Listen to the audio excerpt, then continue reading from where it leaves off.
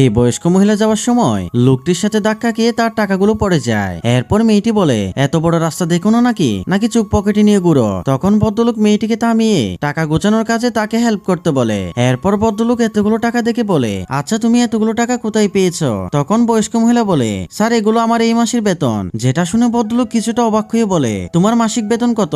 অন্যদিকে মহিলাটি জানায় ৬,০০০ টাকা। সে আরো অবাক হয়ে বলে, তোমার বেতন যদি ৬,০০০ টাকা হয় তাহলে তোমাকে এতগুলো টাকা কে দিয়েছে? তখন বয়স্ক মহিলা কিছুটা ব্যাপারটাকে কে বলে, স্যার এই টাকাগুলো আমাকে ম্যানেজার দিয়েছে।